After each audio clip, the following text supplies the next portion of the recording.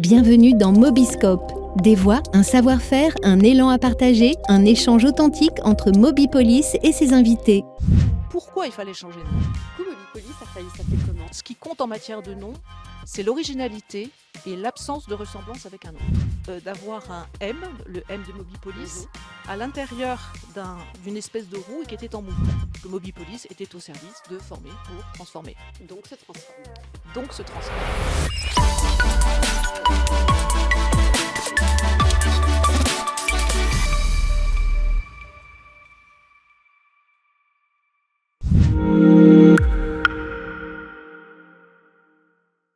Bonjour à tous. Alors aujourd'hui, on se retrouve pour notre Mobiscope. Je suis toujours Erika, je suis toujours la directrice de l'offre et de l'innovation au sein de Mobipolis et je vous présente aujourd'hui notre invitée, Elisabeth Coutureau. Bonjour, enchantée. Je suis Elisabeth Coutureau, je suis présidente et fondatrice de Coutureau & Co, agence de communication corporate et marque. Donc après un premier épisode que l'on avait consacré à la partie communication interne, on va parler cette fois d'un sujet clé avec toi, Elisabeth, le changement de nom et d'identité visuelle de Mobipolis. Donc Mobipolis s'inscrit vraiment dans une très longue histoire. À l'origine, on était la NFA, puis en 95, l'association s'est scindée en 3 entités et le GNFA a repris toute la partie, notamment formation automobile. Pendant longtemps, nous étions un peu seuls sur le marché. Le GNFA est devenu la référence pour la branche automobile. Et aujourd'hui encore, un an après le changement de nom, beaucoup disent encore potentiellement GNFA. C'est dans ce contexte que nous avons travaillé avec toi, avec l'agence Coutureau. Peux-tu nous présenter, nous expliquer comment est arrivé ce projet de ton côté ? Je travaillais avec le GNFA à l'issue du PSE pour aider cet organisme et sa présidente et directrice générale à sortir de la crise. Parce que quand on a une crise, la question de la sortie de crise est très très fondamentale pour tout le monde, pour les collaborateurs, pour les clients, pour l'entreprise et sa viabilité. Et fort de cela, au fur et à mesure de notre travail, on s'est dit que ce serait bien de accélérer la conquête qui était enfin revenue grâce au travail de tous, dont tu fais partie, d'accélérer la conquête en changeant le nom de GNFA, parce que GNFA, c'est un petit peu difficile, que ça datait un peu, et qu'il y avait les acronymes, on ne comprend pas bien ce que ça veut dire. Et donc, il y a eu la volonté commune de votre comité de direction, et sur lequel j'ai considéré que c'était une vision stratégique intéressante, d'accélérer en fait la reconquête qui avait déjà démarré grâce à un changement de nom. Voilà. Alors Elisabeth, pour entrer un petit peu plus dans le cœur du sujet, dans le cœur du réacteur, toute la partie création du nom, comment est-ce que ce travail a été structuré avec ton équipe, avec ton agence? Combien de temps ça a pu prendre? Voilà, comment s'est passée la genèse de toute cette création? Il faut des avocats qui nous accompagnent dans ce qui est faisable et qui ne l'est pas, et qui à chaque étape nous y accompagnent. Et puis il faut des créatifs, des stratèges et des créatifs, ce qui est le cas de Nicolas et de moi-même. Ce qui fait que ça a effectivement duré à peu près un an, parce que entre le moment où ça a été décidé, nous avons eu à peu près 4 mois de recherche, 3 mois de recherche en Oui. création. On vous a proposé 120 noms. C'est vrai, Je je m'en les ai, rappelle très bien. je les ai comptés un à C'est un. vrai.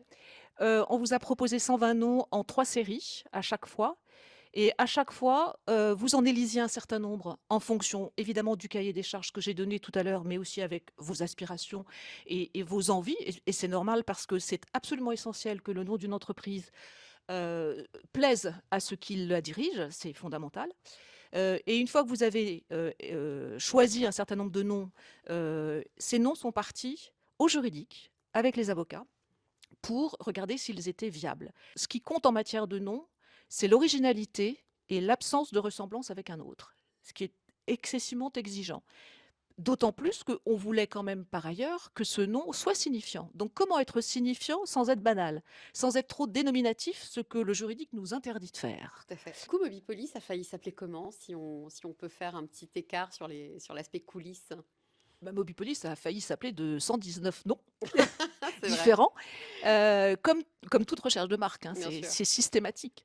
Mais je peux penser les premiers noms étaient assez dénominatifs, du type, je sais pas, Fort Mobile, si je me Sport souviens bien, mobile, Fort Mobile, Boostéo, Boostéo, bon, un peu dans l'idée de move on avec la notion de move, puisque c'était absolument, voilà, avec des absolument, anglicismes un peu marqués. Et absolument. puis on avait aussi été explorer un petit peu le côté excellence Ouais. dans l'idée De voilà, leadership, de leadership, de l'excellence de la formation, avec absolument, voilà, absolument.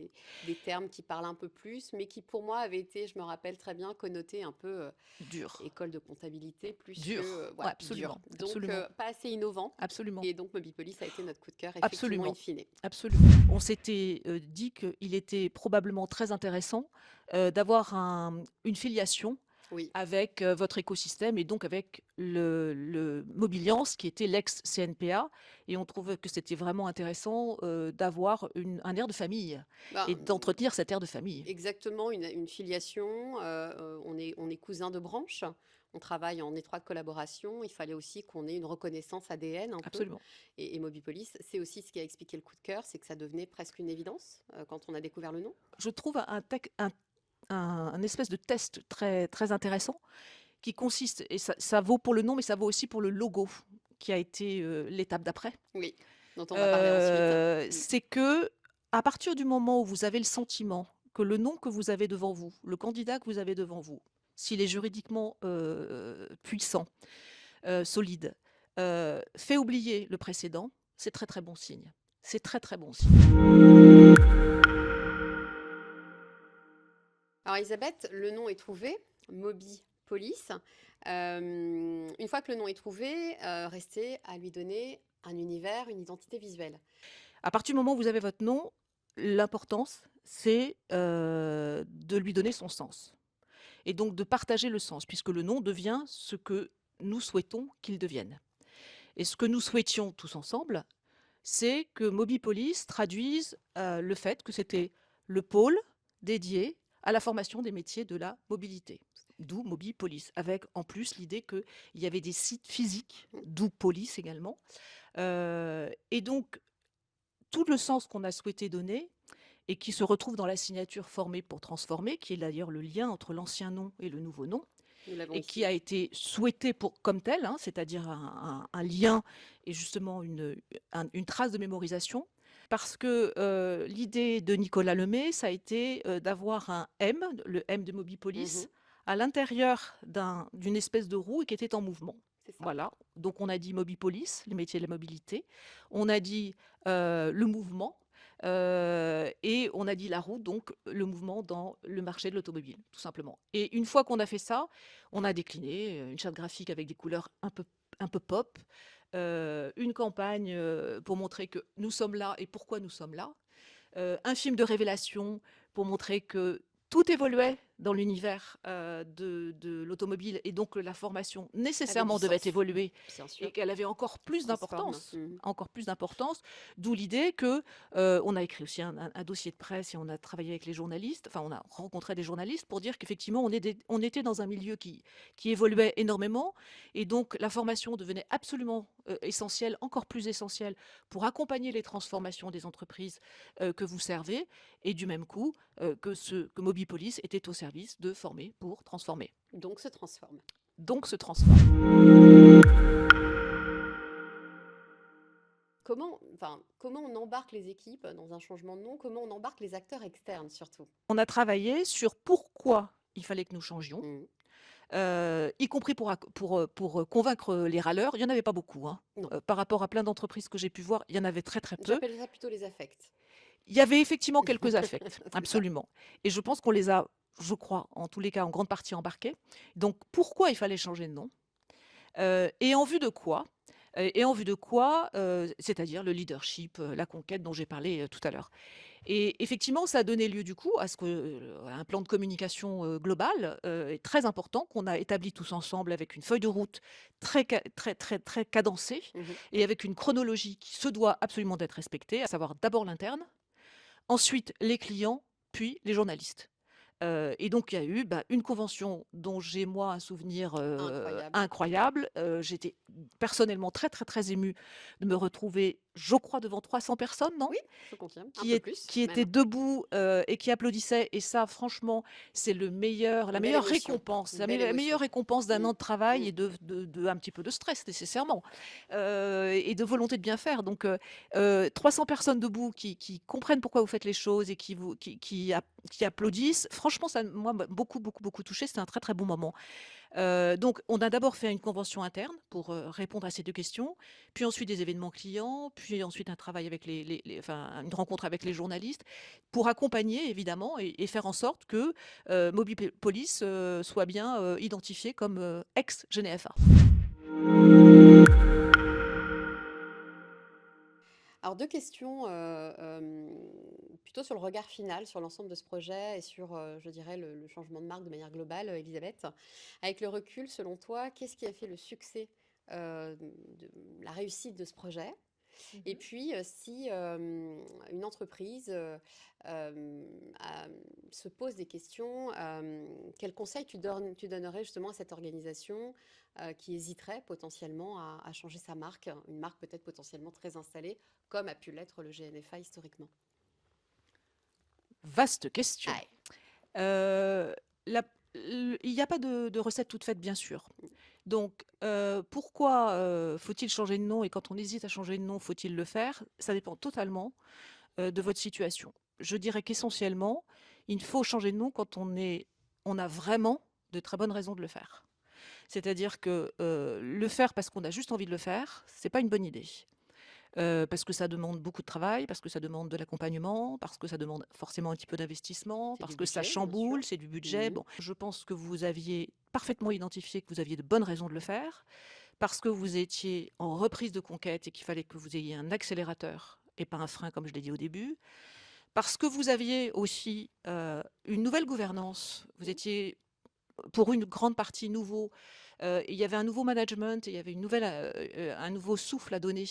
Et donc ça, il y avait une volonté, très incarnée, et avec des preuves du coup derrière, de ce changement. Et donc, les conditions pour que le changement de nom soit concret, crédible et donne lieu à des preuves derrière étaient là. Donc en fait, il faut avoir une bonne raison, il faut savoir où on va, quel cap, il faut avoir de l'enthousiasme du management, et puis effectivement, il faut travailler de façon excessivement rigoureuse. Et je pense que c'est très, très important, et moi quand je travaille sur ce genre de sujet, je suis un rabat-joie sur ce point-là. C'est qu'il faut faire sans arrêt de la pédagogie, de pourquoi on ne travaille pas tous ensemble, pourquoi c'est pas juste, une idée en l'air qu'on trouve dans sa douche, pourquoi c'est un travail, très, précautionneux, avec une méthode très, très solide, voilà. Donc je crois que cette pédagogie-là, vous l'avez parfaitement, partagée avec nous, Nicolas et moi. Vous l'avez admise, vous l'avez, partagée avec les équipes, et donc il y a pas eu de problème interne à comprendre qu'il fallait se faire ce process. Il n'y a pas eu de suite à l'extérieur, ce Non. qui est toujours quelque chose dont on a peur. Mais effectivement, c'est pour ça qu'il faut aussi beaucoup, beaucoup de rigueur. Elisabeth, merci pour ce partage, ce moment plaisant que l'on vient de passer ensemble, pour cet accompagnement aussi tout au long de ce projet qui a été très structurant, très formateur aussi pour nous, parce que c'est pas le fruit du hasard, ça ne se fait pas de manière aléatoire, où on a envie de couleur, de jaune, de vert, de bleu. C'est quelque chose de très, très structuré. Ça a été une étape très importante pour nous, à l'aube des 1 an bientôt, que l'on va fêter avec l'ensemble de nos collaborateurs et que l'on va bien sûr communiquer avec l'ensemble de l'équipe marketing communication qui fait un travail exceptionnel auprès de Mobipolice pour promouvoir notre image au quotidien. Et surtout donc le point de départ d'une nouvelle dynamique qui a commencé il y a 1 an et qui ne cesse aujourd'hui de se développer. Donc bravo pour le succès qu'on te doit aussi à travers ce choix. Et merci donc à l'agence Couturo, merci à Nicolas et à très vite pour de prochains épisodes.